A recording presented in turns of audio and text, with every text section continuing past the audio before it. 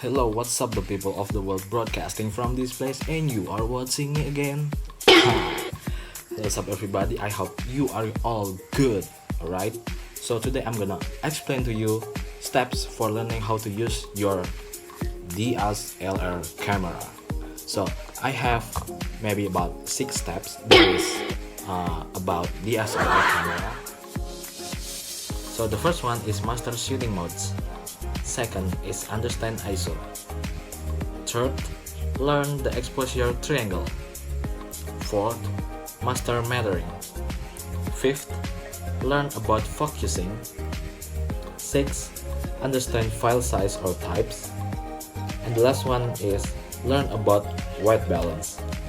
There is a lot to learn if you want to get most from your DSLR cameras, but let's start from digging into each of these topics. So let's check this out. Alright, the first one is master shooting modes. So maybe if you see your camera over here, we have modes like this. Alright, if you can see this, yeah, it's okay. So the best place to start is with shooting modes. The shooting modes will most likely be found on a dial label with auto, AV, TV, P, or M, and maybe more. Selecting shooting mode will determine how your camera behaves when you press the shutter. For example, when auto is selected, the camera will determine everything to do with the exposure, including the aperture and shutter speed. The other modes like AV, TV, P, or M are there to give you control. Step 2 is understand ISO. ISO is a measure of how sensitive the sensor of your camera to light. The ISO sensitivity is represented numerically from ISO 100 to ISO 6400 or high sensitivity and beyond, and controls the amount of light required by the sensor to achieve a given exposure. So we have low ISO number. If shooting outside on a bright sunny day, there's a lot of available light that will hit the sensor during an exposure, meaning that the sensor don't need to be very sensitive in order to achieve a correct exposure. Therefore, you could use a low ISO number, such as ISO 100 or 200. This will give you image of the highest quality and very little grain. Next part is high ISO number. If you are shooting in low light conditions, such as inside a dark cathedral or museum, for example, there's not much light available for your camera sensor. A high ISO number such as ISO 3200 will increase the sensitivity of the sensor. Step 3 is learn the exposure triangle. It is important to note that aperture, shutter speed, and ISO are all part of the exposure triangle.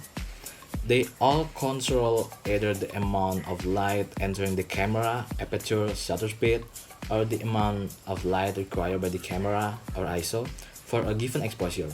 Therefore, they are all linked, and understanding the relationship between them is the crucial to being able to take control of your camera. Alright, next, step 4. Step 4 is master metering. So generally, there are 3 metering modes that you can choose from.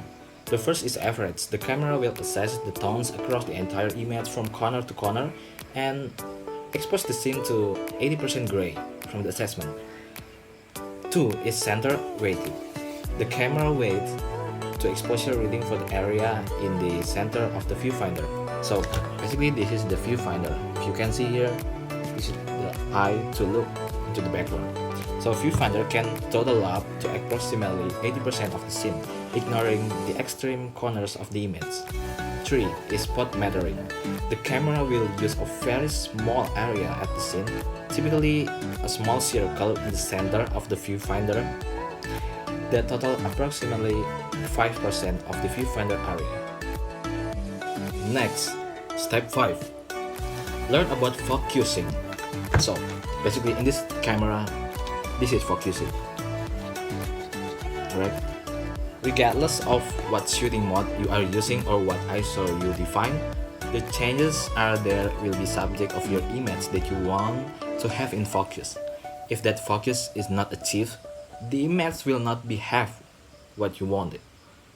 The first is autofocus modes. DSLRs come with a range of autofocus modes. However, for simplicity, the two that are most important to understand are AFS or AFC. AFS or autofocus single. This is the best used when taking photos of stationary subjects such as portraits of people, landscapes, buildings, etc. AFC, autofocus continuous. This is the best used when taking photos or action or moving subjects such as sports and wildlife. When you hard press the shutter, focus will be acquired and locked onto a given subject. When that subject moves, the focus will adjust with it, refocusing all of the time until the photograph is taken. Next, step 6. Understand file size and types. You will have the option to be able to change the size of the image that your camera records and in which file type. You will also have the option of choosing whether to record the image as RAW or JPEG file type. A RAW file is uncompressed and so contains a lot of image data that allows for a lot of flexibility during post-processing. A JPEG is a compressed file type that is automatically processed by the camera. They will be print ready straight out of the camera and are much smaller files, meaning you can fit more images per memory card. And the last step to learn about DSLR camera is about white balance. We have 6 white balance over here. The first one is daylight, to be used on clear sunny days. Bright sunlight on a clear day is as near to natural light that we generally get.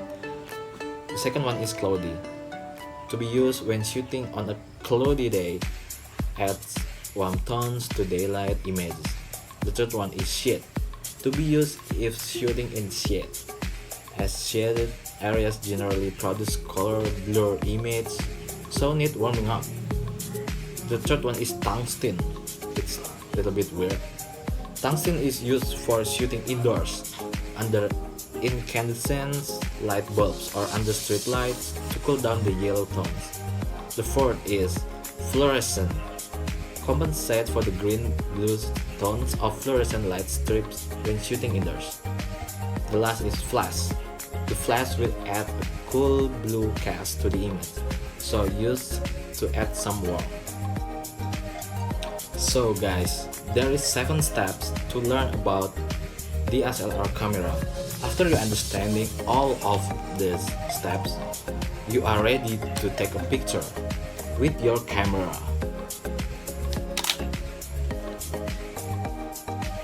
Alright guys, that's all about my explanation about DSLR camera. If you like this video, click like button and don't forget to subscribe this channel and share with your friends to learn about English. Alright, see you again next time or next semester. Goodbye, see you.